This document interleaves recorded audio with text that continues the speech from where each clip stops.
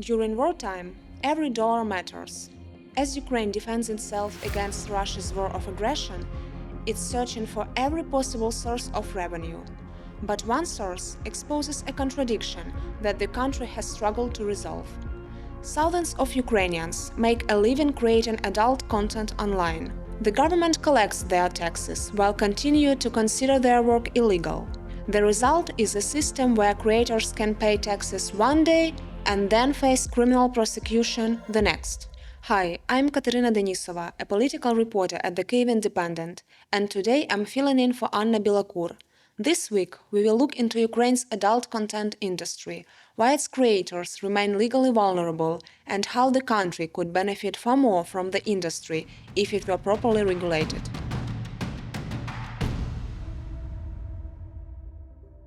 Unlike decades ago, most of today's adult content is not produced in large studios. It is created by individuals working from their homes, often with little more than a phone camera and an internet connection. Platforms like OnlyFans have transformed the industry, allowing creators to sell content directly to subscribers. In turn, an entire ecosystem emerged around them, including managers, marketers, photographers, and agencies. Ukraine is part of this global market. Though pornography remains a deeply taboo subject in Ukraine, thousands of Ukrainians create adult content online. Unofficial estimates suggest that around 5,000 Ukrainians were working as OnlyFans creators as of 2022. Their content is easily accessible online. But behind the scenes, the industry operates in a legal gray zone. The production and distribution of pornographic content remain criminal offenses in Ukraine, punishable by up to 7 years in prison. That legal risk keeps many creators secretive about their work. According to Ukraine's state tax service, they declare only about 5% of their actual income, largely because revealing its source could expose them to criminal prosecution. Between 2020 and 2023, OnlyFans creators declared more than $14 million in income. If the state tax service's estimate is accurate, their actual earnings over those 4 years may have been closer to $290 million, meaning the industry could have contributed far more to Ukraine's state budget. Russia's full-scale invasion made this contradiction harder to ignore. As Ukraine searched for every possible source of funding, adult content creators were contributing to their economy while continuing to operate outside the law. The war also gave rise to initiatives that blurred the lines even further. One example is OnlyFans, a volunteer project launched at the start of the full-scale invasion, where participants sent erotic photos in exchange for donations to the Ukrainian military. According to the organizers, the initiative raised tens of millions of hryvnias for the war effort. Yet, despite the industry's size and economic potential, Ukraine has made little progress toward creating a legal framework for the industry. I sat down with my colleague, business reporter Dominic Kolarov, to discuss the tensions between the private sector and the government on this issue. Together with Dominic, we interviewed several OnlyFans models and experts while investigating the topic. Dominic, we've been looking into the OnlyFans topic for several weeks. And what have you learned so far from the business side? Ukraine is running on a massive deficit and is only kept alive by foreign support. But Ukraine knows that foreign support can't last forever, and it needs to, collect this money itself, which comes through taxes. We've seen this kind of big crackdown on the shadow economy, for example. Things like illegal tobacco, illegal alcohol sales, and the same is kind of being seen in the same push is being seen in the adult content sector, which for me is crazy that it's illegal in Ukraine. So we're seeing pretty big support from the private sector and the economists in Ukraine who say, okay, if we legalize this industry, if we legalize this market, then content creators and adult stars, they can contribute to the budget by paying taxes. So from the kind of business sector, there's this big support for decriminalizing pornography and allowing these content creators to have a legal market. That will also kind of cut out this really dodgy and shady tactics that the law enforcement use as well. There are kind of almost like gangs of law enforcement, police officers, etc., who pressure these adult creators, which are usually girls, into giving bribes. Or even, as we heard in one case, there was a studio which was allowed to make this adult content as long as they paid the monthly bribe to the police to keep it going. So the obvious solution from the business side is decriminalize it, bring it into the light, and make it like an efficient market. But it seems like the issue is more about political will. And I'm kind of curious from your conversations from the political desk, what do you see from the kind of reporting and conversations that you've had there on the political side? Ultimately, all decisions of this kind, they depend on the political will, and as of now, there is no political will to pass this legislation. At least lawmakers had the session and they voted for the related draft law that should have decriminalized the adult content in Ukraine, but they failed to pass it. Was I surprised? No, I wasn't. And there are many factors why this is important and why they failed to do so. So some lawmakers who has been long advocating for such an important step, they said that, of course, there is multiple lawmakers who are conservative, and they think that they hear like this word pornography and they think that it's all about morale and so on, and they are just afraid of this.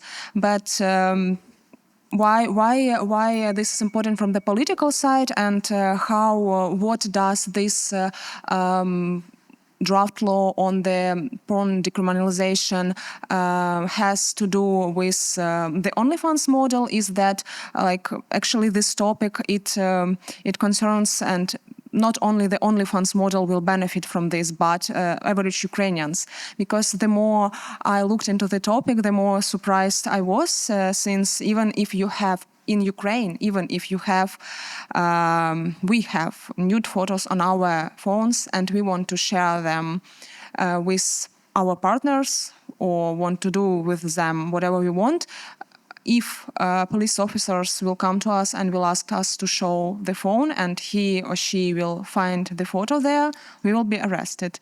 And this is insane. Yeah. Yes, and yes, this is the scene, this is the draft law that has been debated in the parliament for years, for at least 2 years. And as you said, these debates, the war accelerated these debates due to the tax issue. I mean, do you think that there's, on the political side, that there's more willingness to decriminalize pornography every time that there's these kind of talks and these proposals are pushed through? I mean, I think definitely there are lawmakers and there will be lawmakers who still really who think that it's all about morale and so on, and they if they are conservative, they will remain conservative. I'm not sure that they will understand, but I hope that someone will bring this awareness to them and explain how important it is. And to me, this situation is highly contradictory from all sides. The state says,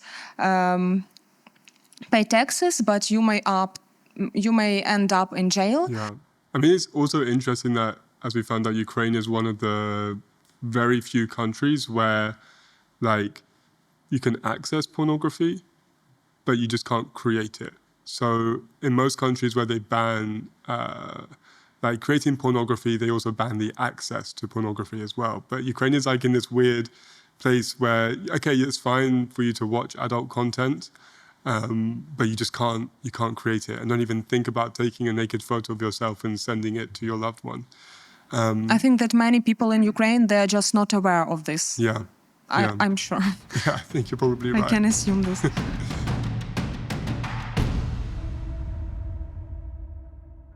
Ukraine's legal system leaves adult content creators in a difficult position. Many work without legal protections, knowing they could face criminal charges at any time. That fear shapes almost every decision they make. Some avoid paying taxes altogether because declaring their income means revealing where it comes from. Others choose to leave Ukraine, worried that the law enforcement could use that information to open criminal cases against them. Many creators also see the police as part of the problem. Law enforcement can raid studios and agencies, obtain creators' personal information, or even purchase adult content themselves to identify those involved. Some investigators have pressured models and agencies to pay bribes instead of pursuing criminal cases in court. One of the people who chose to leave Ukraine is one of the country's best-known adult content creators, Josephine Jackson. Known outside the industry as Yulia Senyuk, she became widely recognized during Russia's full-scale invasion for helping raise money for the Ukrainian military. In 2025, she announced that she was leaving Ukraine, saying she had made the decision because of personal safety concerns following a wave of police searches targeting women. As she wrote at the time, "The fines and persecution of women started a long time ago, but they have become widespread in 2024 and have reached the point of absurdity. People are being fined simply for having a nude photo on their phone, not for producing pornography." The concerns she described are reflected in official statistics. In 2025 alone, prosecutors opened over 1,400 cases under the pornography article, the highest number in 4 years. To better understand the legal challenges faced by OnlyFans creators in Ukraine, we spoke with lawyer Olesya Michalenko. What are the other problems that you have heard of that these creators are facing, particularly when it comes to law enforcement? Звичайно, через кримінальне переслідування. Because this work is still criminalized, both women and men who work on adult platforms always live with the fear that someone could threaten them. I can't say it happens every single time, but there's a high risk that once you start paying taxes on this kind of income, law enforcement will take an interest. They'll open an investigation to determine whether your content qualifies as pornography. Most of the people doing this work are young, not very strong women, and men too. An investigative team can suddenly show up at their apartment, force everyone on the floor as if they're arresting dangerous criminals, and start threatening them with prison. The creators don't know the law. They're threatened and told, "We'll put you behind bars for 3 years. Sign these papers. Agree to everything." That's how they intimidate people. Sometimes it's to pressure them into paying a bribe. We've seen cases where criminal charges were dropped in exchange for money. Other times, it's simply because these cases help boost prosecution statistics. Because these are some of the easiest cases for investigators to solve. And it's not always about taxes. If you look through Ukraine's public court records, you'll see that many of these cases actually start with private complaints. Someone finds out what you do for a living and reports you to the police. I'll give you a few examples. 4 women decided to become webcam models. They rented an apartment, set up lights, cameras, toys, and everything they needed for streaming. One day, the landlord came by, saw the bed, the sex toys, the studio lighting, and called the police. The police showed up and launched an investigation. In another case, a young woman visited her hometown driving an expensive car. People in the village decided there was no way a young, attractive woman could afford a car like that through honest work, so they reported her to the police. They didn't even know what she actually did for a living. The police became curious, seized her phone, went through her messages, and found conversations they could use to build a case. So what happens then to the creators here when they are either caught by the law enforcement or when they are hit with these really big taxes and they, for example, cannot afford to pay them all in one go?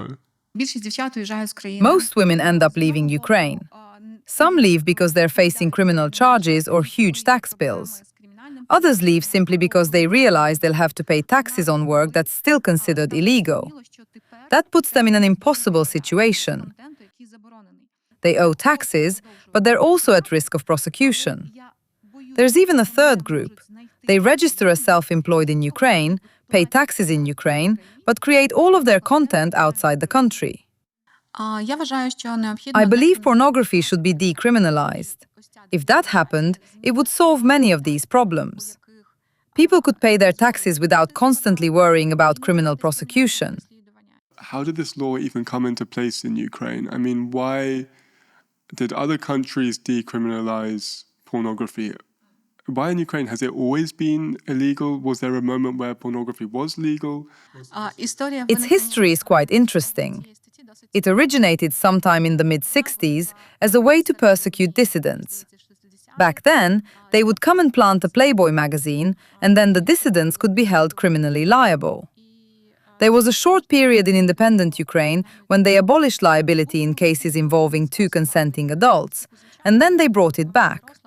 So it still exists today, as it does in most countries of the former Soviet Union. I believe that decriminalization will lead to a situation where, first and foremost, no one will be afraid to pay taxes on the income they earn from any adult platform. Not just OnlyFans, but any platform in the world. That would be a major benefit for the state. And for the models working on the platform, it's an opportunity to stop worrying about their work. яку вони роблять. The Kyiv Independent is funded by its audience, which means that videos like this are only possible because of viewers like you. If you'd like to join our community of more than 33,000 members, there is a link in the description below. Your support makes our independent journalism from Ukraine possible.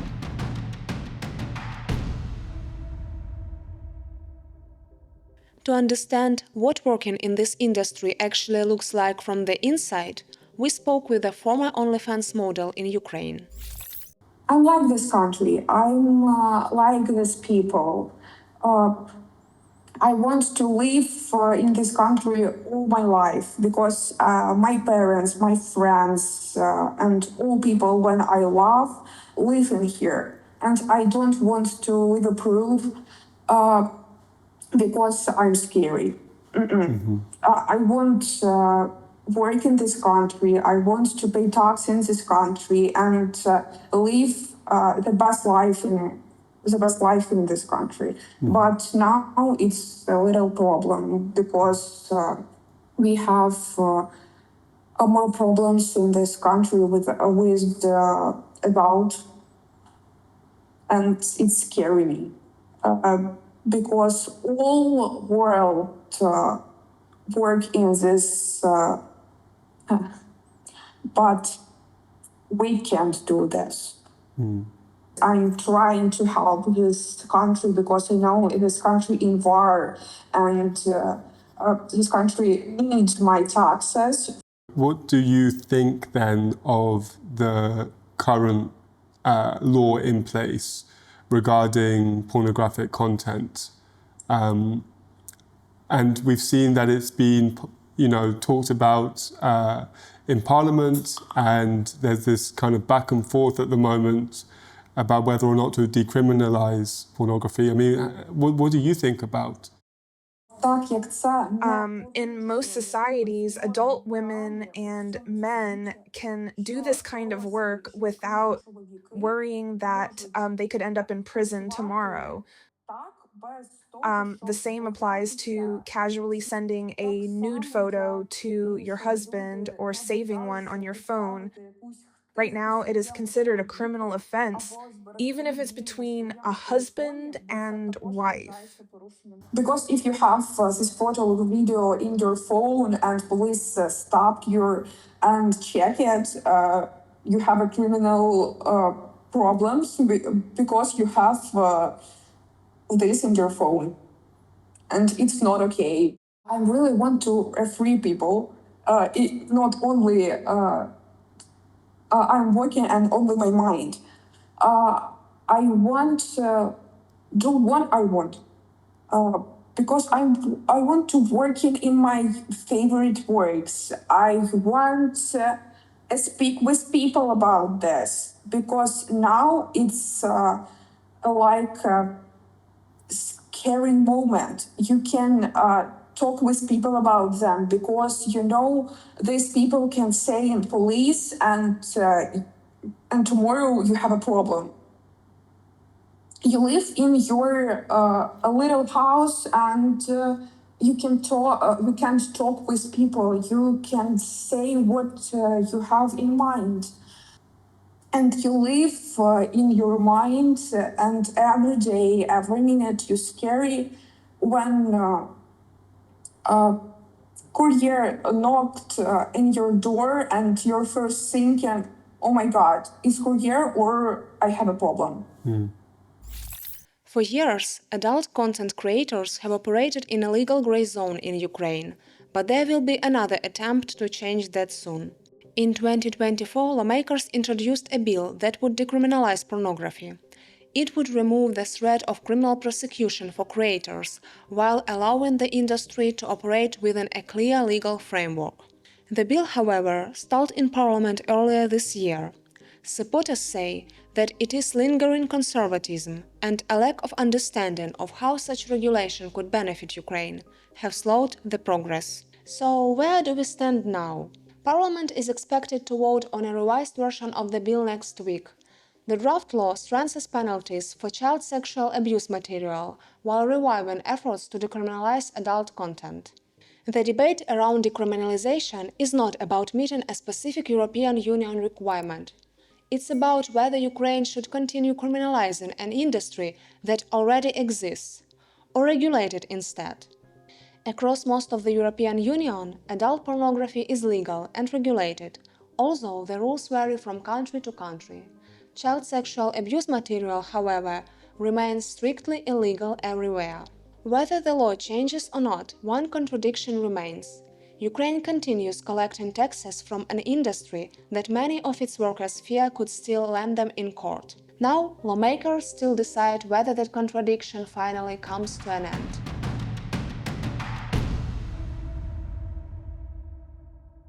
Hi, over the past week we've received multiple questions from our members on this week's topic, so I'm here to answer one of them.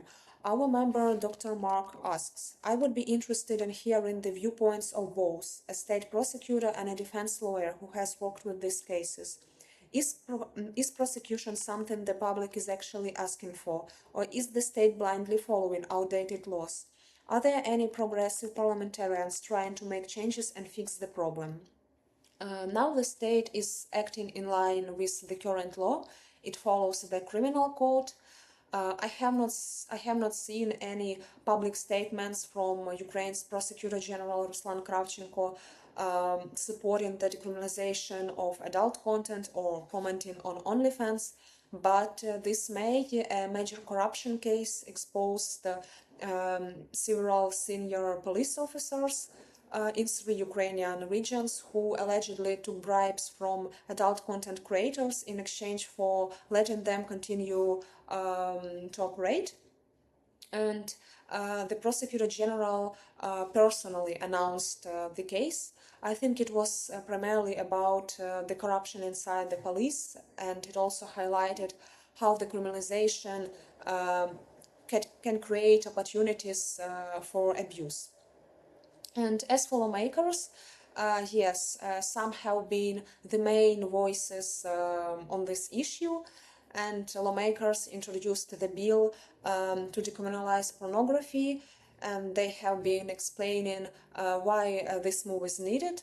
Literally, there are 2 lawmakers who have repeatedly speak publicly about OnlyFans, taxation on their social media, and more broadly, 207 lawmakers supported the decriminalization bill this May, but it's still not enough for it to pass. And I also want to mention that there are human rights activists and some human rights groups who support removing criminal penalties from people who create their own adult content, but at the same time they don't support fully decriminalizing the industry. They fear that legalizing studios and agencies can make it easier for some people to exploit women and men for profit. That's all for this week. My colleague Anna Belakur will be back next Sunday with more news from Ukraine. If you found this video interesting, please consider becoming a member of the Kyiv Independent community. You can find more information in the description below. Thanks for watching.